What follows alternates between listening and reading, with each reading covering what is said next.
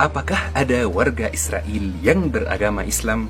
Kalau ada, bagaimana keadaan mereka? Di sana ada masjid atau tidak? Apakah mereka Arab atau mereka asli Israel dan memeluk agama Islam? Saya ada cerita yang bikin saya sangat tertawa dan sedih di waktu yang sama. Saya pernah berdebat dengan orang yang sepertinya kagum dengan penjajahan Israel.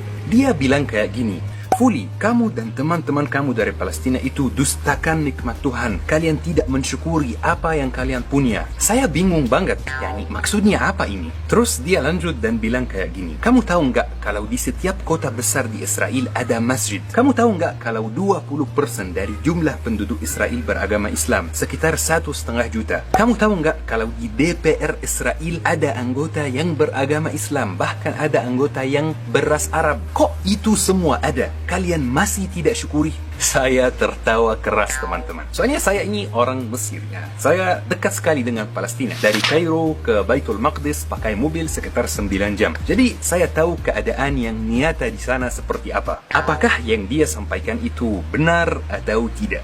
Saya mau main tebak-tebakan lagi sama teman-teman full channel. Foto ini dari sebuah jalan di sebuah tempat di bumi Allah ini. Sudah sangat jelas kalau foto ini kayak ada pemilihan umum atau ada pemilihan DPR. Dan sudah jelas juga bahwa banner tersebut pakai bahasa Arab dan muka orang yang di banner tersebut muka orang Arab. Jadi apakah teman-teman bisa tebak banner tersebut ada di negara Arab yang mana? Mesir, Yordania, Irak? Bukan, sebab banner tersebut ada di Israel. Banner berbahasa Arab, nama calon anggota DPR nama Muslim, dan di Israel. Kok bisa ya? Aneh ya? Biar teman-teman bisa memahami bagaimana itu bisa terjadi, ayo kita bersama terbang ke tahun 1948. Tahun tersebut teman-teman sangat menyedihkan bagi semua warga Muslim dan warga Arab di seluruh dunia. Karena di tahun ini Israel mengumumkan pendirian The Jewish State, negara Yahudi, yaitu Israel. Walaupun Israel pada waktu itu langsung diakui PBB, tetapi Israel mengalami masalah yang sangat besar. Kita ambil tanah orang, kita ambil rumah orang, tetapi orangnya tidak mau keluar. Orangnya mau tetap tinggal di rumahnya sendiri. Disuruh keluar, tidak mau. Dan Israel sudah membawa imigran Yahudi dari seluruh penjuru dunia untuk menempati rumah-rumah orang Palestina. Bagaimana caranya ya kita mengusir pribumi biar imigran menggantikannya? Jadi sudah ada pengumuman dan pernyataan yang sangat jelas dari pemimpin Israel waktu itu, yaitu bersihkan Israel dari pribumi.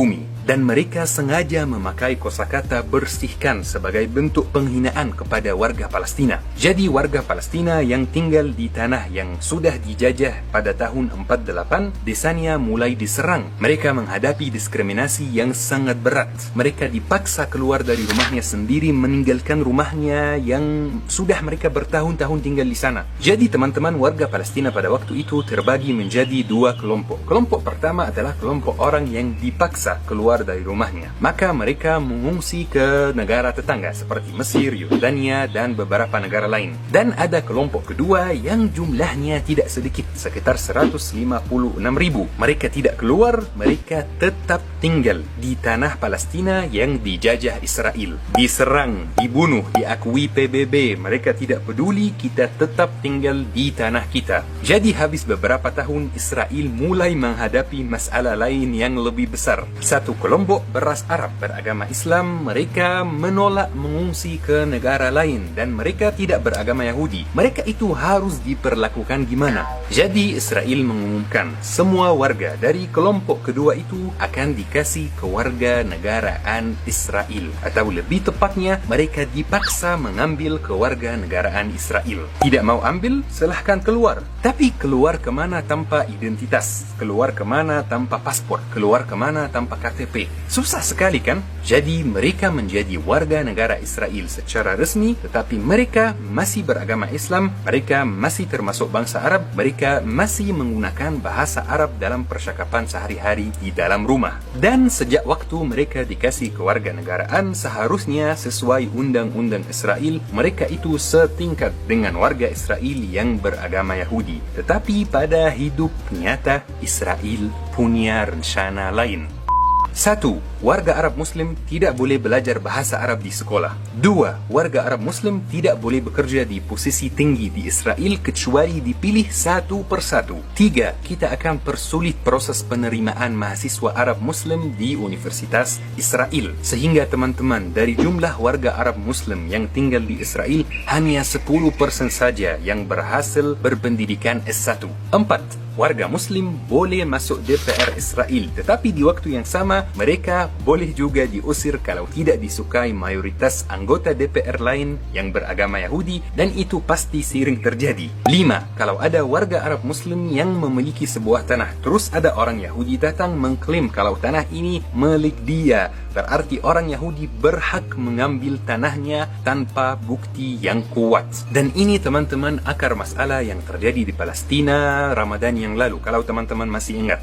Jadi teman-teman, kesimpulannya, apakah ada warga Israel yang beragama Islam? Iya ada, mereka orang Arab yang beragama Islam yang ada di Palestina sejak 48. Sebagian besar dari mereka tidak mendukung Israel sama sekali, walaupun mereka secara resmi warga negara Israel. Dan sayangnya, sebagian dari mereka agamanya mulai melemah gara-gara banyak larangan dari pihak penjajahan. Dan sebagian kecil dari mereka yang benar-benar suka Israel dan menganggap Israel sebagai negara sendiri, dan contoh orang-orang tersebut sangat disukai pemerintah Israel dan selalu dibawa tayang di televisi. Apakah mereka senang tinggal di Israel? Sebagian dari mereka sayangnya senang, dan sebagian dari mereka tidak peduli, hanya ingin bekerja, tidur, makan, tidak peduli dengan apa-apa, dan sebagian dari mereka juga tidak senang sama sekali dan masih berjuang sampai saat ini.